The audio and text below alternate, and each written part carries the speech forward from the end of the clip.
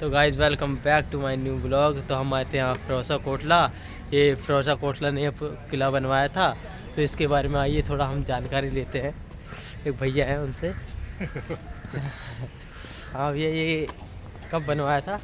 ये फिरोज़ा कोटला में है। ये फिरोज शाह ने बनवाया था लगभग 13वीं शताब्दी में। अभी देख सकते हो उसके कितने मोटे मोटे दीवार हैं।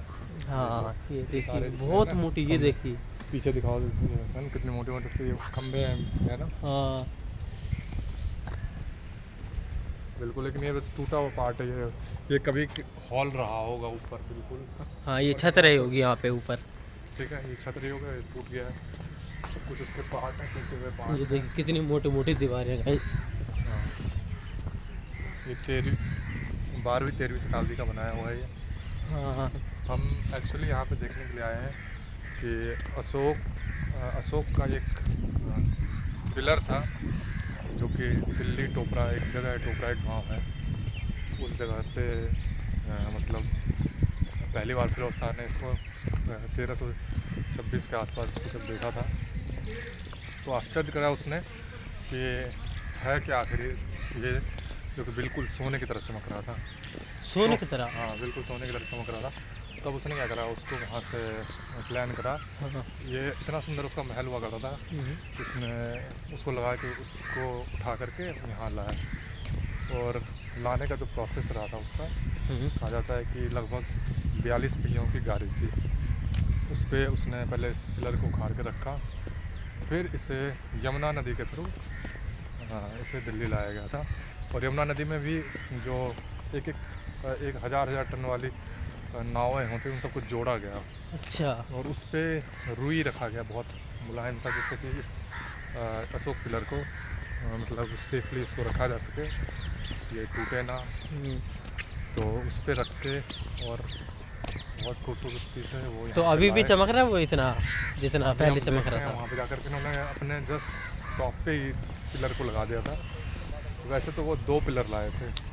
कितने साल पहले जब वो लाए थे, तो उसके कितने साल पहले का ये पिलर? ये एटलीस्ट अशोक जो है 2300 साल पहले इस पिलर को बनवाया था। अच्छा, और 700 साल पहले वो लाए थे? हाँ, आज से लगभग 13वीं शताब्दी के आसपास, 14वीं शताब्दी में। उस साल इतने साल बाद भी चमक रहा था वो? उस वक्त उसी को देख कर तो ये बिल्कुल सोने की तरह इस तरह चमक रहा था। इस पर पता नहीं उसने कौन सा लेप लगाया था, जो आज तक नहीं पता चल पाया है कितना शाइनिंग मारता है। और उसमें जस्ट आप देख सकते हो कि सामने है ना, ये देखिए गाइस, हम दिखाते हैं सामने ही। ये देखिए अशोक पिलर को उसने ऊपर में लगाया था, और आज भी देख लो है लिखा हुआ। ये देखिए इतनी मोटी पिलर सामने दिखाते हैं गाइस। अशोक पिलर एक पेड़ है, इसकी वजह से दिख नहीं रहा थोड़ा। अशोक पिलर बिल्कुल टॉप पे उसने रखा था। हम देखते हैं ऊपर जाने का कोई जुगाड़ हो सकता है। पर जाने का लग तो नहीं रहा।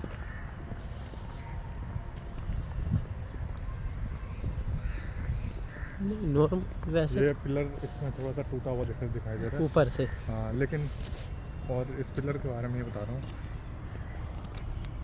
इसमें हुआ ही था इस पिलर में एक्चुअली जितने सारे पिलर उसने लगवाए थे ना, उन सारे पिलर में ये हुआ था कि वो सारे जितने जनता को कैसे रहना है, और कुछ बातें किस तरीके से उसको जनता को अपने देश में रहना चाहिए। तो हर एक पिलर में 7-8 बातें लिखी गई है। हर एक पिलर में 7 बातें लिखी होती थी। कौन सी भाषा में? एक ऐसा पिलर है, स्पेशल पिलर है, जिसमें 8 लाइन है। वो पिलर है ये 8वां लाइन क्या है वो मैं बताऊंगा एक बार यहाँ पे। कौन सी भाषा में लिखा गया? ये प्राकृत और पाली भाषा में लिखा हुआ है। अच्छा, दिख रहा है थोड़ा यहाँ से दिख रहा है गाइस, दिखा सकते देखो, हैं। जूम करके उसको देखो, कुछ ना कुछ लिखा हुआ दिखाई दे रहा है इसको, कहाँ? बीच वाले पार्ट में। अच्छा हाँ, वो लिखा तो है, वो लाइन थी। ये देख, ये 7 लाइनें इसमें लिखी हुई है। इसमें लिखा क्या है मैं ये बता देता हूँ। वैसे तो हर एक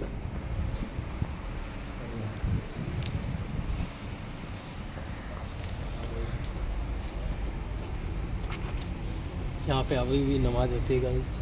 ये देखो, देख सकते हो कुछ लोग नमाज पढ़ रहे हैं। यह मस्जिद है, जूते उतार ले लिखा है।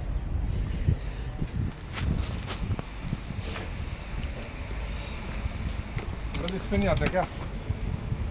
इस पे नहीं आ सकते? नहीं सर।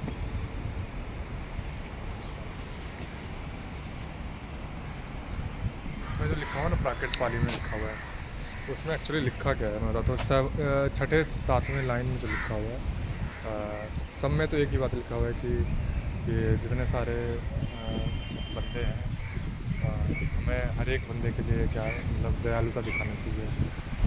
और सातवें लाइन में से लिखा है कि हर एक नागरिक को नैतिक होना चाहिए, नैतिक की तरह मतलब जीना चाहिए। अच्छा। तो आप इसके थ्रू अशोक को जान सकते हो।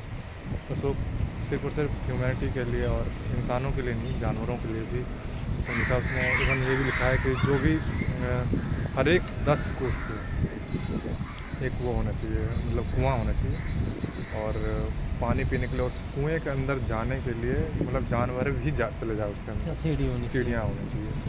तो इतना कुछ वो सोचता अच्छा था वो बंदा। क्या कहते थे उस कुएं को? हाँ, नाम भूल रहा हूँ। नाम नहीं भूल गया। दो